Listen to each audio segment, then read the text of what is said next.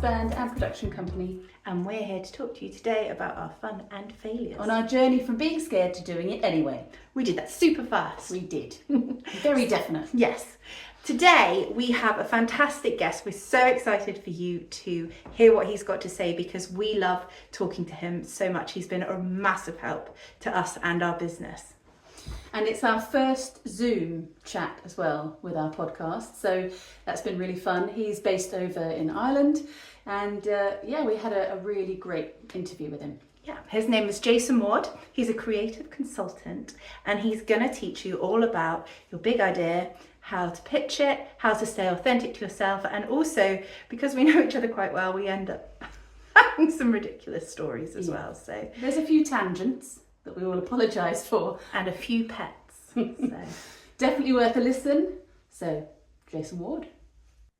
So first of all, shall I be serious now? Shall I say thank you so much for having me on your podcast? I really appreciate it. Well, and I love what you two do.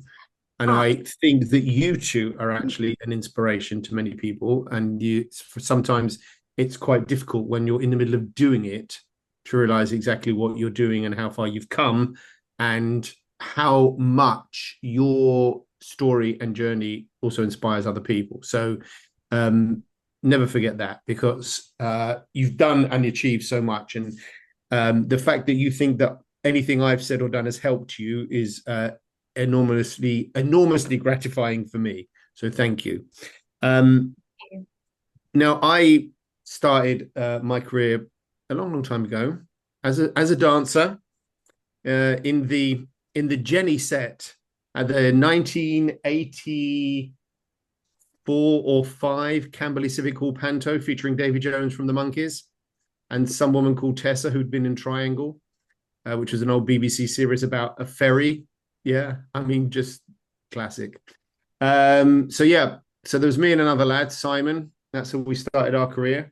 And that was my first professional job. And I went to college. And then I worked in theatre for a while, had my own dance company.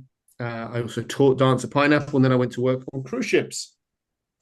And I made a career out of that, really, as a performer, as a choreographer, as a creative, as a manager, and then ended up being corporate, managing the entertainment development across 2 brands, Cunard and P&O.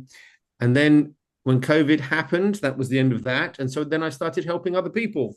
And it really happened by accident. I posted on LinkedIn that I was available. And a load of people contacted me off LinkedIn and said, could you help us? And that's what I did. So I set it up as a business. And then I met these 2 amazing women who not only have like families and all sorts of other shit going on, but decided to write the most hilarious musical I've pretty much ever seen. Actually, can I say second most? Yes. Second most. And then I met you 2 as well. The second most, because the funniest is obviously the Book of Mormon, but then Hugh the Musical is not far behind that. And and that's how we sort of got to sort of meet. Or was it? Or did we not? Oh, no, we didn't. Did we met somewhere else before, didn't we? We met in Boscombe. Glam. Because we signed up to your course and it was March 2 years ago. Because it was Pancake Day. Remember that? And we got stuck in the most horrendous to coming down. And we were so nervous about coming to whatever we thought. We'd just seen it on, one of us had seen it and gone, right, let's come on. We're going to be serious about what we do now. Let's push ourselves out there. And it was called, what's the big idea or something Creating the Perfect Pitch. That was at Tosh in Boscombe. The old schoolhouse, We were starting to promote Hugh the Musical and we wanted to be able to pitch it to people. And that was basically why we went, but And we turned up late and we were just so mortified because we'd had to drop children and stuff and we were there and then we couldn't park. And then we were like, and you were like, hi. We're like, hello. But that's where it just... it started. We were very inspired and we still struggle with the big idea. With everything we do, we try and pitch it, but we still are like, what would Jason say? But it's really difficult. Don't worry, because it is really difficult. So yeah, that was a good presentation. That went very well. There's a lot of people that I kept in contact with through that. But I think, if I'm going to be very serious now, anyone that is putting together like a creative idea or business pitch or whatever should think of that. It's the pyramid method that from Barbara Minto, who was at McKinsey Consulting. So you have to filter everything down and start your pitch with what your big idea is. But to get to your big idea, as you two both know, is easier said than done. You've got to work through all of the other big ideas that you have. And it's about working out what your show, what your story, what your business idea, what it is actually about. Like what is that? And it's so useful to do when you're creating, because it does make you really consider everything that you really need. And also helps you consider your direction. And I think I probably said at the time when I did it, I learned it because I did such a bloody terrible presentation when I was at Carnival UK, and I'd been negotiating with English National Ballet. I'll just drop a quick name there. So I had contacted them because I'd been challenged to find some cultural activities for the Queen Mary II's transatlantic crossings, and English National Ballet had a really good outreach program, and I thought it really fit what we were looking for. So I had been negotiating with them and basically said, we've got a cruise ship, you've got some dancers, let's get together. And they were like, yeah, let's do it. And then I put this whole program together and I presented it to the executive and my sort of leadership. And they rejected the idea out of hand. And somebody said to me, listen, it's a great idea, but you presented it wrongly, because I had presented it as ballet, because it's ballet that I love. And I've gone ballet, ballet, ballet, ballet, ballet, all this lovely ballet, but they weren't interested. And what I had to work out was what was the big idea. And that's when I learned this about the pyramid principle. And the big idea of that was a partnership with a really established and well-known, successful cultural brand. And that was really the big idea. It could have been English National Ballet. It could have been someone else. We went on to do it with other people as well, the Oliviers, and now with they're doing it with the Royal Shakespeare Company as well. But the concept is exactly the same. And it was the big idea wasn't the ballet. The big idea was the other things behind it. And it was very helpful for me to go through that painful, horribly painful experience and be told this wonderful idea that I'd been creating and I thought was just brilliant was actually shit. But yeah, that's how we met in Boscombe talking about ballet. How many people can say that in their lives? Not many. Not many. Yeah. There we are. Because we're unique and special. Yeah. And then we've used it a lot. Have you? We've tried to use it a lot. We always draw the triangle and then we try and condense, but yeah. It's something we're still working on learning. But what you have taught us, I mean, so we had a meeting a few weeks ago because we like to come back to you just to check in with life. But yes, we joke about the fact that you have said, oh, well, I'll give you advice and you'll just ignore it. But well, we don't. This podcast is like a really good example. When you said to me, "We're going to do a podcast," I went, "You shouldn't want to do that. No, that's taking forever." Yeah. So, but we do. We because this has been a passion, and we have met some absolutely wonderful people through it. Yeah, we've enjoyed it so much. But yes, and what you have done is given us a structure that we look at our next project and go, oh, okay, so we want to do this and this and this and this. Hold on. What does the audience want? What do we want?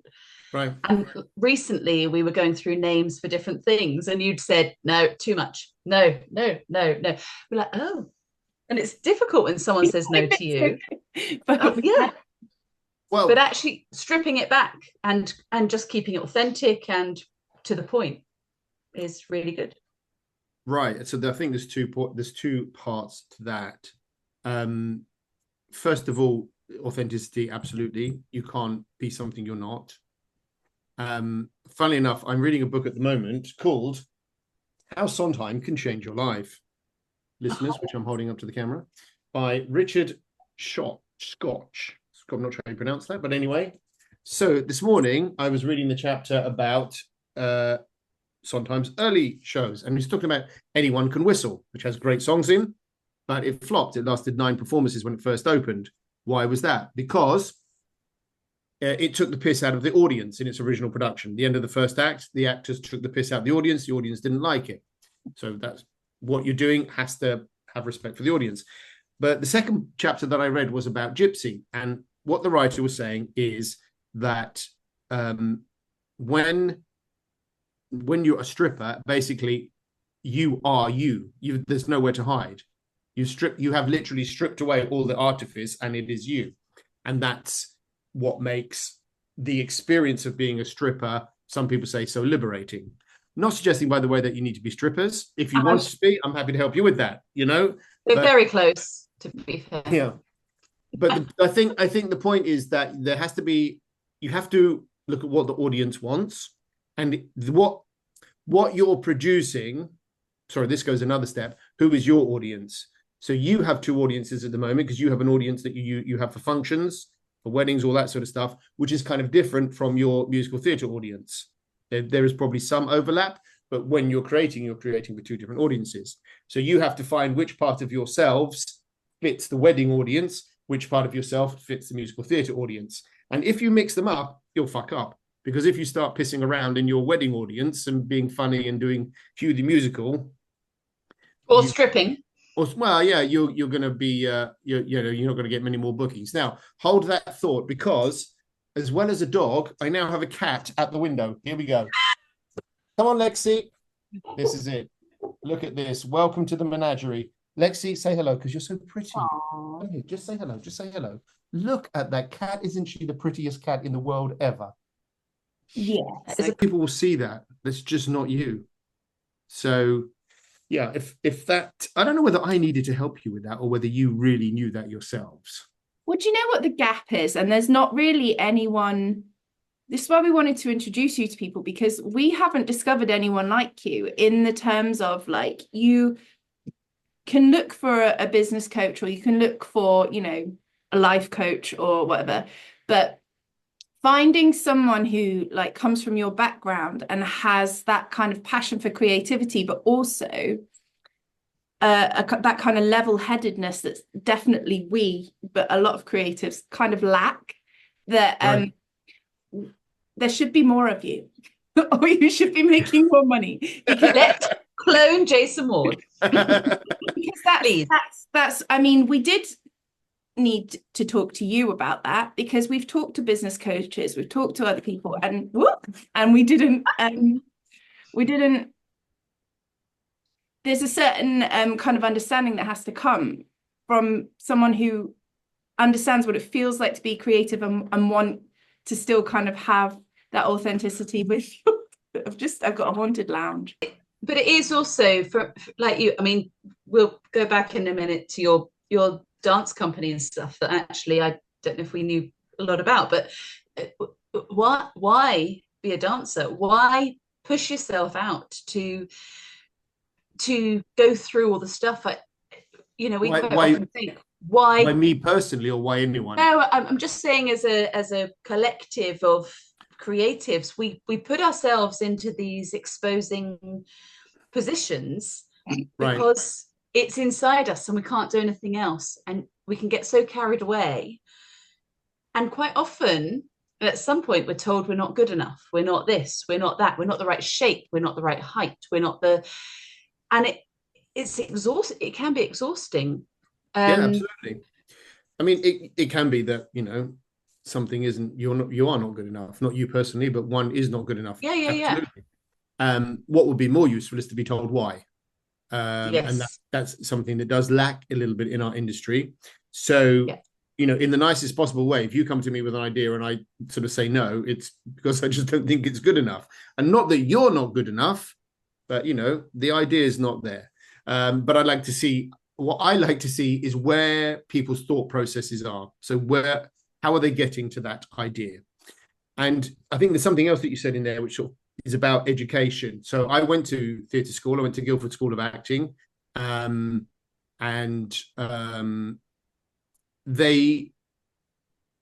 They taught me some stuff, absolutely. But if I look back on it now, it was a big fucking wasted opportunity for 3 years. I didn't learn the history of musical theatre, which is my business. I should know about that.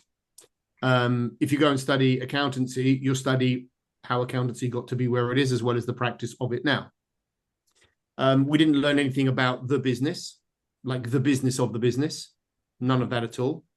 We did learn that we were all shit and should do exactly what we were told, because that's how this fucking business works. Then if you don't like it, out the door, there's 100 people that want it more. Great. And that's an experience which at the time I kind of accepted. I was 18 when I went to college, and you sort of accept it. Oh my God, these people must know more than me. And there is still quite a bit of that around today. And it's as I've got older, I've realized that actually it shouldn't have been that way, and it doesn't need to be that way. And I think the Guildford School of Acting of that time wasted the biggest opportunity they had for many years with lots of young talent. And I think because they had the opportunity to really help people discover their reason, why they're doing what they do and what their passion is, rather than trying to beat it out of them. And I think there's a lot of dogma around what we do in our industry as well. People want to protect their own position. There's not a lot of pragmatism in the sense of let's support people because it helps us. So let's share because sharing is what's going to help us develop. There's a lot of, when I say dogma, I mean, there's a lot of people that want it to be a certain way because that's the way it was for them. And luckily, some of that is wearing out. So now, I'm the head of casting for a company called Tag Live, which is a production company. We work internationally. I'm based in the Republic of Ireland. Little side note here as well. Why am I based in the Republic of Ireland? Because I came to live here because I wanted to live in Ireland. I saw Tag Live advertising a lot for performers with EU passports. And so on LinkedIn, I basically wrote to the CEO of Tag Live and said, "Hi, Andy. We'd met a couple of times, like on Zoom and phone calls and stuff, but never worked together. I said, hi, you're looking for EU performers. I'm based in Ireland. How can I help you?" He said, why don't you talk to the board? So 2 days later, I spoke to him and other execs, and then we worked out a deal, and now I'm working for them full-time as head of casting. So that's a lovely example of just fucking doing it, isn't it? Just fucking do it. But I did have an idea before I wrote to him. Right. So I did have something to back it up with. Like I was thinking, right, if I write to this guy, I'm going to get one chance. Yeah, I'm going to have like my elevator pitch. And what's my big story? And my big idea was, you need EU performers. I'm in the EU. That was and then everything else was underneath it. And Andy's the kind of guy that he just wants that big idea. He went, I like the idea. Right, yeah. I know what you've done. Let's do it. I was ready. I had to convince the other people in the room, but that's how that worked. Back to what I was saying about pragmatism, dogmatism. So now we audition a lot of people, and we work really hard to not waste people's time when we're auditioning them, to give people proper feedback, but also to give them time. So we don't do open auditions. We just don't. We don't want to see 400 people lined up at 6 o'clock in the morning outside Pineapple Dance. We invite them. So they apply, we invite a limited number of people at a time. If we've got more people than we need, then we have more sessions. If you come on audition with us, you're going to stay all day. You're going to be 2-3 hours dance. You're going to have a vocal audition. And we're going to see how you work, how you learn, what happens when you get it wrong. We get to know you. And then we follow that up with an individual interview as well. And that's something we believe in really strongly. So no one is coming along to an audition, singing 4 notes of a song and going home, or doing 4 kicks across the room and going. They're getting to bring themselves. And this is something that is kind of happening a bit more in our industry, which is really good to see. People are recognizing that we need to see the whole person, that we need to allow people to bring their whole selves to their performance, their audition. And we had a really good choreographer we worked with here in Ireland called Megan Ware. And Megan's brilliant. And she said in one of our auditions, the audition is when you show us your whole self. Rehearsals are when we try to get everything precise. And I think that's really, really important. Now, back when I was auditioning as a hoofer, that wasn't the case at all. Now, you had to, it was tits and teeth, push yourself to the front all the time, try and psych. I mean, I remember working with the guy, Danny, and his thing was he could do like 10 pirouettes. And every audition you went to, Danny would stand at the front of the warm up and just do his 10 pirouettes or whatever it was. And people get freaked out. But that was all part of it, But he's actually a really nice guy. That wasn't him at all. So I think that education is really a massive part. Arts education is a massive part of helping our if I can speak properly, our whole industry develop. I can't remember what the question was, Susan, but hopefully that 15-minute rant has answered it. Brilliant. Yeah, we were talking about why put yourself out there. So why? Your passion. Yeah. So and you've said, but like you were saying, education is really important, and also, as you were saying about the audition process, walking into that room and just being seen as one of 600, 800 people that day or whatever is exhausting. You almost need a checklist. I remember going to Disney auditions and I thought, well, why did I bother? Because I'm not this, I'm not that, I'm not that. Right. And there's no point. That's why we, at TAG, when we advertise a job, we put the whole casting breakdown, contract length, the salary, accommodate, whatever is, everything is there. So, and then people apply and we can decide, then and there, and we invite people because also, this, you go to an audition, you've got to take a day off your job, which is either going to piss off your boss or lose you money or both. You get up extra early, you're spending money, the whole thing. And like you said, Susan, you get there and it's like, why did I do this? It's much, I did that. I went to an audition once. It was actually a closed audition, so I was invited. And it was me. I'm 5'10", yeah. The other guys in the audition were all over 6'1". They were all men of color, and they all had dreadlocks and were ripped to fuck. Now I was in good shape, but I wasn't that. And I'm like, what? Why am I like, guys? What am I like Eugene from Greece in this? It was a pop video audition, a music video. Like, what am I? Why did you invite me? What's the point? And of course, after 5 minutes, I was gone, and I nothing to do with anything. I just wasn't what they were looking for. But yeah, it was a waste of time. But there are ways to not do that, and I think, I've been lucky in the experience I had. I worked hard to get it, and I made lots of mistakes, and I had opportunities that I missed out on for various reasons. And I look at that, and I think, I want to help people not miss out. So I remember when I was auditioning, I had a real panic one year. Nothing was happening, and I'd done a panto for a really big panto producer called Ian B at the time, who did pantos like everywhere. And it got to the middle of the year, and I was like, nothing was happening, nothing was coming. So I phoned them up, and I went, listen, I've worked for you for 2 years. Have you got anything this Christmas? So this was probably in like June, July. They went, yeah, whatever it was, and they gave me a contract. I was like, great, phew, got something coming up. 3-4 weeks later, I was offered My Fair Lady, which was a national tour directed by Simon Callow and West End. I was like, all right, I've signed for panto. And I had an agent at the time. So I said, the agent called me and said, listen, they've offered you the job. And I said, well, I've got this panto. Can you help me? Oh, I don't know if I can do that. You're going to have to do it. And so I did the panto. I didn't do the My Fair Lady, didn't do the West End, didn't do any of that. And if it happened now, I'd be to the panto producer, go, fuck off. I've got a much better job. Sue me, do whatever. But when you're a young performer like that, there's no one to tell you that actually you have the power. And I said this to some people in an audition a few weeks ago, like, as singers and dancers, you're made to feel a lot as if you don't have any power in this industry. And you probably feel the same thing, when you're looking for work, either for the wedding function part of what you're doing or for your creative work. But so at Tag Live, we produce loads of shows, hundreds of shows. But if there's no one to perform them, we've got nothing. We've got a PowerPoint fucking presentation and some rough tracks. That's all we have. And we need the talent. So we need singers and dancers and presenters and performers and every creative. We need that. Otherwise, we've got nothing. It doesn't matter that we've got a contract worth millions with TUI.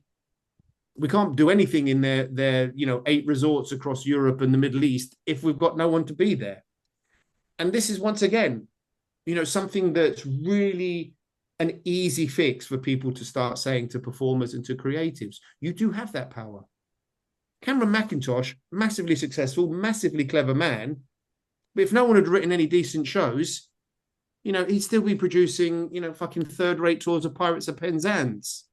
We'd probably be doing Jersey Boys tributes now, but do you know what I mean? He wouldn't be worth 20 billion quid or whatever.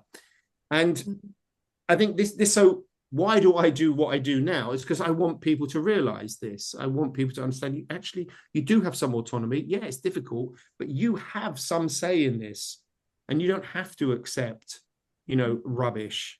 Don't work with people if they treat you badly. If you want to work with someone for a year, don't work with them for a day. Just don't. You've got. I mean, you spoke with Linus, didn't you, from Awkward Productions?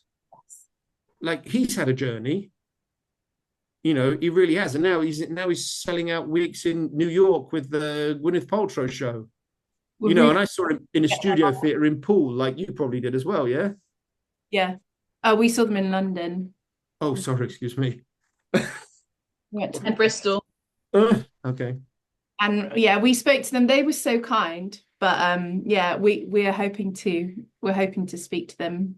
They're on our list. Yeah. They're brilliant. They're brilliant. But they've been through it though. Yeah. And they deserve it. But the other thing with them that's a really good example is they were on a really busy trajectory. Joseph was still working. If I think at the time that I saw them, and probably when you saw them, Joseph was still working British Transport Police, right, and doing like night shifts and whatever. But they took the time to share what they knew with someone else. And they weren't hiding anything. There goes your haunted camera. They weren't saying, oh no, this is ours, you can't have it. They were, this is ours, take what you need. Yeah. Because they still have it. They didn't lose anything by doing that. And I think that's really, really important.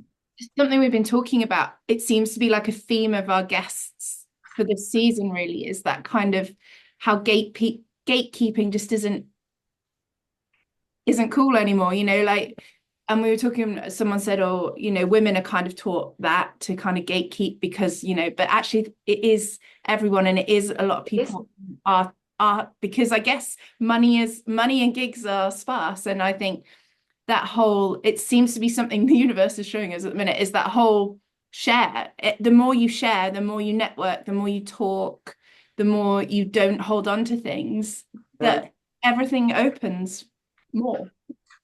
But I think, I agree with that. I think there is a certain amount of gatekeeping in our industry, and I think it's to do with class and finances. Basically, the more money you have, the easier it is for you to get through those gates. Just the way people speak, the language that they want. It's very easy for, I'm not going to name someone because I'll probably get sued, but very well known. You just go. Very well known, say, creative actor, director, writer type person who in an interview said, she said, I just had to hang around in London. I just had to keep like hanging around and just waiting for that opportunity to come up and all that. It's like, yeah, of course you could fucking hang around in London because your daddy bought you a flat. Everyone else was fucking working down Starbucks, love. And that is gatekeeping. And that's another part of the industry which is difficult to correct. I was working with brilliant female creative who's actually originally from Croatia but now lives in the UK. And I'm not going to say her name because the conversation we had was, as you know, I'm not going to share detail. With anyone that I speak to, I don't share too much. But the essence of it was she's getting frustrated because she's written and performed this great show, just like yourselves. She's performed it in like fringes. She's won awards for it. She wants to go to Edinburgh and she's got to work full time to support herself. And she can't afford. She's like, oh my God, I'm going to take 2 weeks off work. I'm going to have to put this many thousands in, whatever it is, to go to Edinburgh. And I can see these people doing it. And I'm like, listen, and this is what I had to say no to someone, when it's not going to be your dream. You're not going to be that person, not right now, because you don't have £8,000 to spend right now, and you're probably not going to. So, because what she's thinking about, should she get like a full-time, if you like, proper job? And I said, well, yeah, why don't you actually? Why don't you do that? You'll get a full-time salary. You're still young, so you've got the energy to do stuff in the evenings and the weekends and work on it. You'll get paid leave. So if you want to go and do your show somewhere, you can, but also you've got time to plan. Now, I never tell people to give up like creativity, but let's be realistic. For her and for many of us, you know, we need to have an income, you know, if we don't have a private income. And I think that side of our industry, there's a lot of gatekeeping there, because it's very easy, if you've never been in the situation where you're really scrambling to make a living, just to say, hey, Joni, why don't you come and see me tomorrow at 11 o'clock in London? And Joni's like, oh my God, that means I've got to get the train at 7, which means it's going to be a peak time train, which means it's going to cost me more than my car. But if I don't go, that's not fair. But if you've never been in that position to think that someone's thinking that way, then you are, maybe not on purpose, but by default, you are gatekeeping. It could be, Joni, what would be a good time for us to meet, and where would be convenient for you? That's what you do in another industry. You wouldn't say, meet me tomorrow. So I think there's a lot of sharing which goes on, which is good to see, and we should encourage that at all times. But at the same time, we have to be aware of the realities, and we have to make allowances for that as well. I think that for me is one of the biggest frustrations. And I never really understood what that meant, actually, till I went to college. And then when I left, and I had performance contracts lined up, but I still had to work in the summer between leaving college and those performance contracts when others didn't need to. And so I think that's something that we should acknowledge as a business as well, that we have to do more to help people that are talented and will drop out just because they can't. As well, isn't it? It's the Say same. again, sorry? Same in the music industry as well, isn't it? Yeah. About people who are trying to get signed or radio play, or seen a few. Well, in British TV and film, it's 9% of people working in TV and film production come from a working class background. And that's just, frankly, that whose story are we telling? You know, like the story that you tell in Hugh, for example, which, folks, if you're listening to this and you haven't seen Hugh the musical, then you well should do, because it's hilarious. That's a story that no one else has told, but lots of people, as you know now, lots of people relate to it. And you know, it's important that you were able to get out there and tell that story. We're still wondering what the story is, to be fair. You know, like, oh my God. It changes each time. It's No. about, Yeah. you're not. I know you're not. Well, actually, do you know what? That is an interesting line of the conversation, Susie, because I thought it was about something that you didn't think it was about. Yeah, you gave us a whole different spin on it, and you came and reviewed it. Very lovely, thank you, because not many people came and reviewed it for us, and you did. And your review kind of made us go, oh.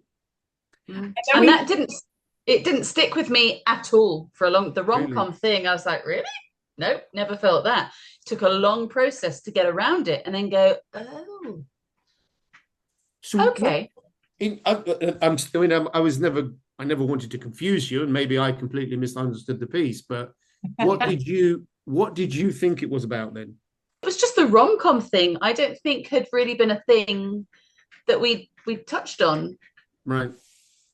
That we'd really harnessed. And then once you gave us the review, but to be fair, Hugh was always a little bit, what are we doing? So actually, when you gave us that and we then got on board with it, it made a lot more sense. Right. In a lot of ways. But I think because it wasn't our original focus.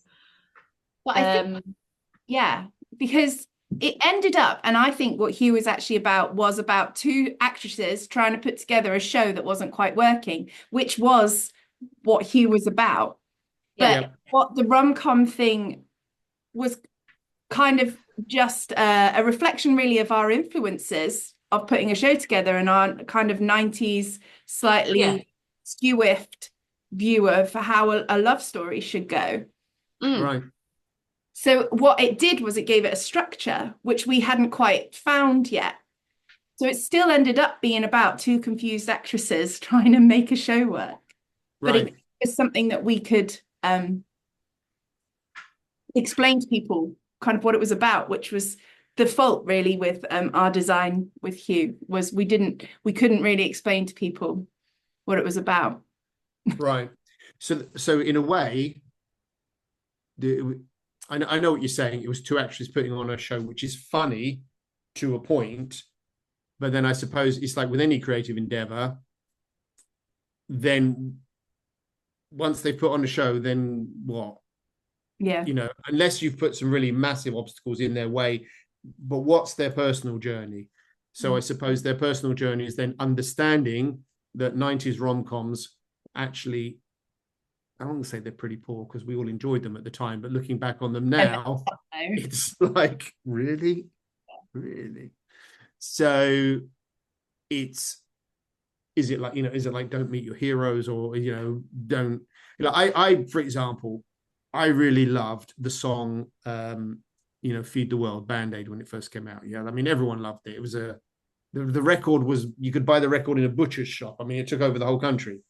And you see the video now every Christmas, and every vocalist is male who sings on it, and white, and people are smoking, and there's a baby in the room, and there's all these things which are completely wrong with it. But at the time, we're just like, oh my god, yeah, it's Paul Young, it's George Michael, it's Simon Le Bon, it's Paul Weller, it's Glenn Ware from M70, and all these people, and then it's Bono, and no one considered, because the values. It's not that anyone was right or wrong, but it wasn't part of the conversation. So I think with Hugh, you sort of that felt to me like the view you were taking of rom-coms. Oh my god, I love these things, and then oh my god, is that what I loved? Oh my god, is that what we really loved? Oh my god, is that who we are? Oh my god, we're women today. Would we do that? What if our daughters went through that? So that's where I sort of got that from, and I do think, I'm going to stick my neck out here, even though you created it, I think that was your idea, you just didn't know. Probably. Why not? Quite probably.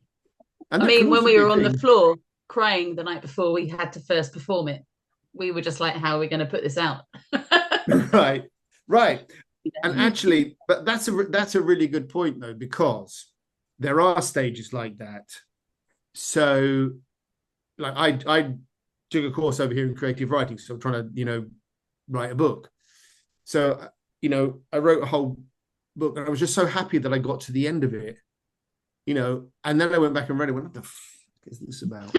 And I was just so happy. And it's the same, it's like, when you first learn a song, you're like, oh my god, I know all the words now. Yeah, but now do something with it. And it's the same, the joy in getting your show actually performed. I finished writing it, and then the night before, oh my god, it's going to be terrible, I'm going to have a nervous breakdown, blah blah blah. And then the elation the next day when you actually do it, like, we did it, we went through it, and the people cheered. I mean, 90% of them were your family, but they loved it anyway, so that's great. No, but it's still good. You told me that. You told me it was your friends and family. I'm not making that up. I'm not being cruel, because these girls are brilliant. But so then you got through that. You get through that stage, and then you go through the stage of, right, now let me work out what it is we're trying to do and what bits actually were good and what bits weren't. So that's just normal part of the creative process, I think. It's nice to know to expect that, though, isn't it? So next time when we're creating our next thing, we can expect that process, which will probably make us cry a little less, maybe. But no, still crying. Don't worry. Please don't stop crying. You should, because you need to feel the emotion as well. You can't shut yourself off from it. You've also told us not to create it, so we're definitely creating it right now, without telling you. Sorry. What are you creating now, then? I don't know what you told me. You gave me a hint about your next show, but then you wouldn't tell me anything about it. You said to work on our thing that was going to make us money for a good solid 2 or 3 weeks. Yes, that's true. That's So you it. haven't done that, have you? Put the creative thing aside and not do that. Yeah. And so We've definitely, we've signed up to 2 fringes with the creative thing, even though we haven't written it yet. So, you know, Right. I'm But unsurprised. we have split our time. So we're like, right, Jason would want us to. So we divide our day in half.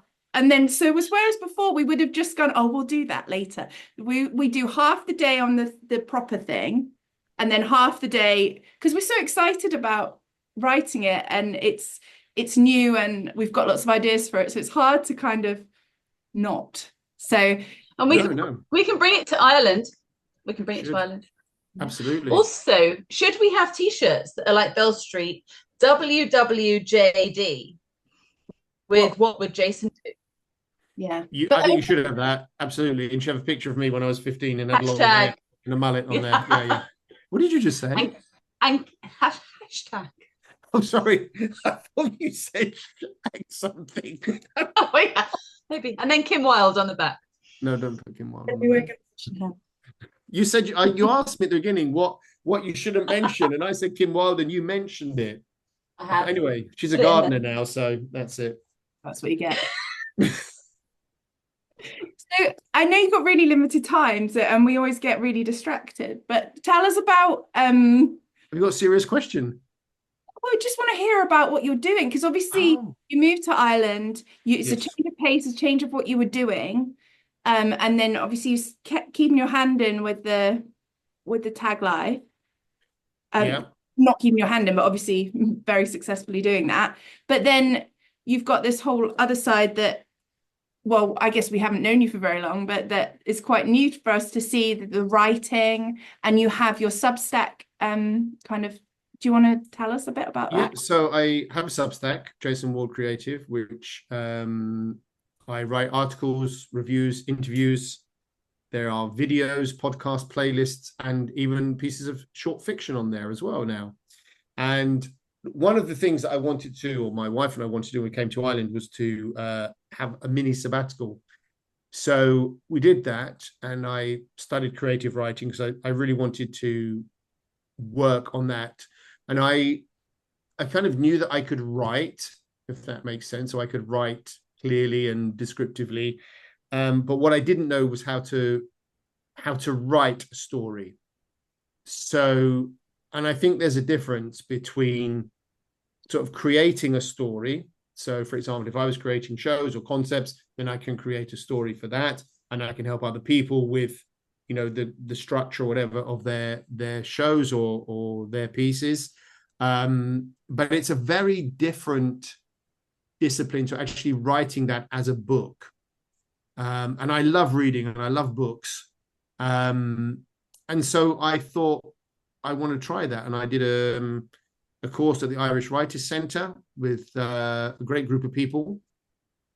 And that was basically, you know, you had to present pieces, and you've got challenges that you're given and homework that you need to do, and you're reading other people's pieces and trying to understand why these pieces might be good and why they're not, and then the same about your own pieces. And then so I started to then work on just sort of writing ideas that came into my head as much as I could. I entered competitions. I had some pieces published in literary magazines, and then I self-published a collection of short stories called Love, Hangover and Other Stories, which is an ebook available on Amazon and all other good books stores. Love, Hangover and Other Stories. So there's 11 short stories in there. And the reason that I published those, and this is something else as well, which I think is important, I hadn't realized was important in the creative process, is that I'd written them all, and I'd edited them, and I'd worked on them, and I finessed them. And they were just sat there sort of on my laptop. And I thought, I need to get them out, because I need to, otherwise I'm just going to keep working on these 11 stories. And they are varied. I mean, we have the title story, Love Hangover, it starts off in Studio 54, explains how a fictional retelling of how come Bianca Jagger went into Studio 54 on a white horse, and how all that how that came about. The stories from the Cold War, There's a woman that stabs her husband to death because she doesn't like raisins, which is hilarious, I think. There's a story which got turned down in a competition. I was challenged to write a romantic comedy. Yeah. So I wrote a story about a guy who he writes advertising jingles, but he also has a crush on Barry Manilow. And he just knows, he comes up with this jingle and he knows that it's a perfect tune and song for Barry Manilow. And he has this whole dream about how Barry's going to hear it on the radio and come down to his studio in his Rolls Royce and take him up to his apartment, and he's going to be, married to Barry. And they said, no, that's not a romantic comedy. Wow. I said, well, it's romantic and it's fucking funny, but they weren't having it. Anyway, Love Hangover and Other Stories. That is available now. But it's been so kind of personally rewarding to do that. And it's a lot to learn. And, it's a new way of expressing creativity for me. But I would encourage people not necessarily to write a book, but find other ways of expressing your creativity as well, because it does give you other insights into what your main focus might be. So I would say to both of you, don't find any other ways of expressing your creativity, because then I know that you're going to both write novels and become millionaires. Yeah. You don't But think so? as we, again, with time sort of creeping on, we do sort of ask our guests at the end, if you, as someone who does, and it does sound like you jump in and go, where is that opportunity? Right, I'm doing that. I'll take that. This isn't working. I'll do that. And it's also a learning process, obviously, as we get older, whatever. But if you are dealing with someone new, if somebody isn't sure whether to step in to a creative future, whatever, the whole point of the podcast is just do it anyway with us. Right. What would your advice be to somebody? Well, that's a good question, because I find it difficult sometimes because I haven't really had doubts. And I think it's very easy when we have done something to take it for granted. So, I have lived in the UK. I moved to France. I moved to Spain. I moved to Argentina. Moved to America. Moved back to the UK. Moved to Ireland. Done all sorts of stuff. Because some of it because I've had to, some of it because I wanted to. So I never thought of myself as kind of being fearless in that way, but I suppose things don't worry me like that. Moving to another country doesn't scare me. So I might be a bad person to ask, because I will just do it. However, there is a caveat.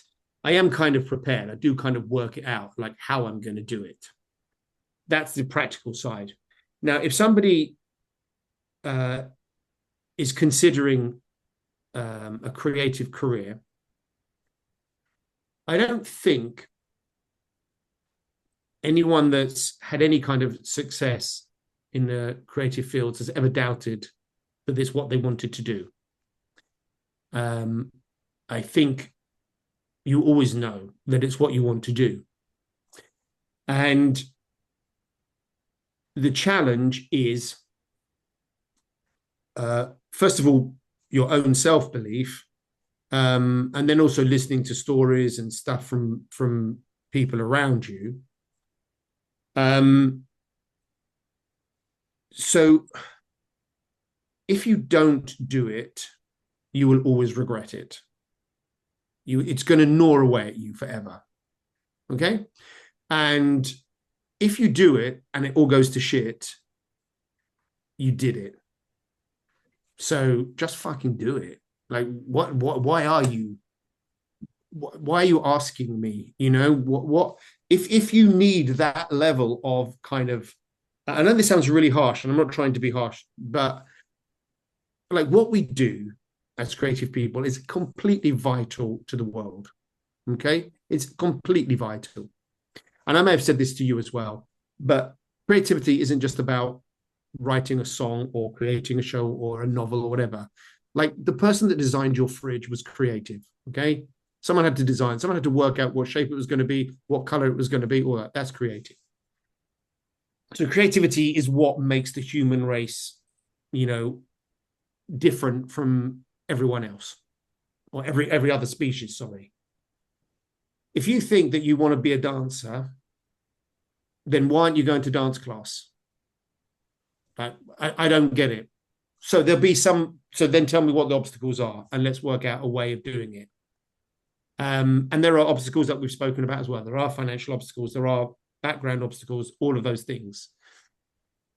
So maybe you want to be a dancer, but you can't see the way into that, but you still know you've got this creative sort of feeling and vibe going on. Create something, do it. And like I said, if it fucks up, you did it.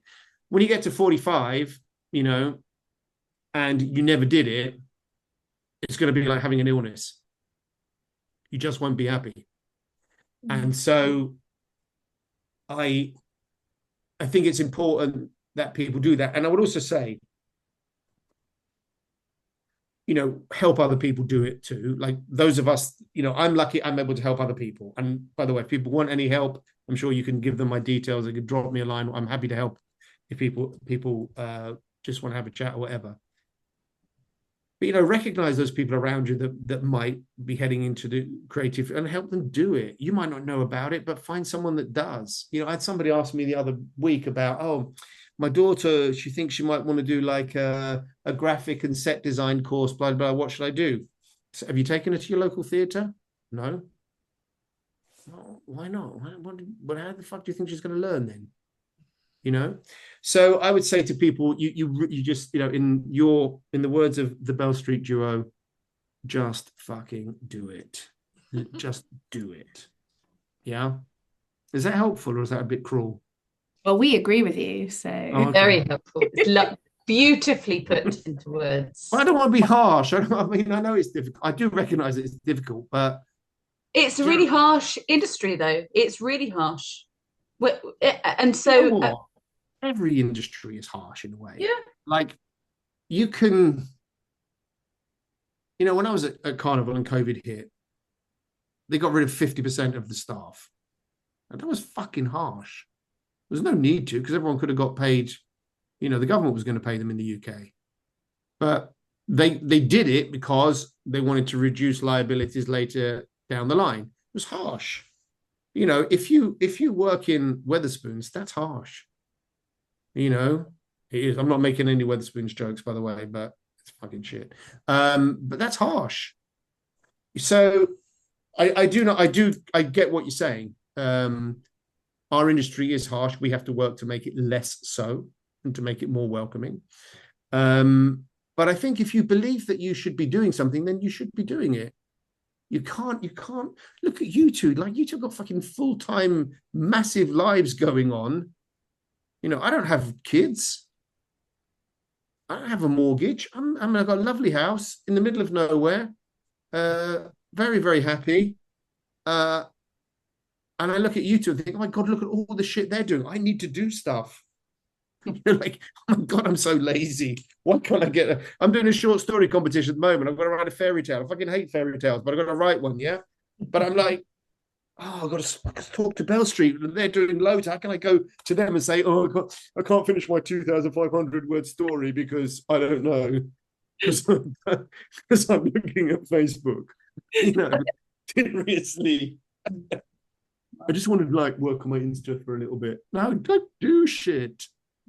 Literally do shit. Oh yeah, and by the way, also, yeah, everybody needs an Insta profile, all that. I get it, but it's not your life. And I just say, have a professional profile and have a personal one. Don't need to see your swimsuit pictures on your professional one, okay? Thank you so much. That's a parenthesis, but yes, do it. Take that down. Right. I think this basically hasn't been an interview, it's just been me venting about shit. Wow. Don't ask me about politics either, because then we'll be here till tomorrow. No, don't ask anyone about that. Don't ask. However, I think just to inspire you on your next show, like a complete change of direction, on Netflix, there's a really good series called The History of Black British Music. It's all about jungle and drum and bass. You would love it, because that's where you're going next. I'm joking. Don't say it, because we'll probably take it on board. And then Good. We did get We've been asked asked- last summer if we could do a reggae set. And we were Really? like, probably not. But, you know, how much you paying, maybe. it's like when we had to rock up and do Mysterious Girl. Yeah, don't do that song. We did. Did you do the rap bit in the middle or not? Yeah. Did you really? Yeah. No, you didn't. We could do it. Only the rapper. Yeah. Ladies, it's so lovely to see you. Thank you for ignoring all my advice, as always, and for saying that the advice that you did enjoy is too difficult for you to actually follow and that I didn't understand your shows. So I don't feel undermined, but you know, Well, I'm just joking. I feel completely undermined. Well, thank you, Jason. We Thank you so appreciate your time, and we will book in with you, I'm sure, soon. Can we do it? Everyone smiling at the camera, and I'll do a screen grab. Yeah. Smile. 3, 2, 1. Thanks, ladies. Have a lovely evening. It's lovely to And see you. see you. Keep being successful. Keep being creative, okay? And you. Just fucking do it. All right. See you later. We hope you enjoyed that as much as we did. We had a great time that night, didn't we? We did have a great time. And actually the interview was a lot longer. So if you want to watch the full version, you can go to YouTube, where I've only edited out some slightly inappropriate things. So there's a much more extended version. We talk a bit more about Hugh and its development as well. So we found that really helpful. I kind of, when we went back to listen to it, I was like writing things down. So we'd love to know what you found helpful as well. it's like a whole new session for us. So Yeah, we'll but keep listening to free. that. So remember, whatever stage you're at, whatever project you're working on,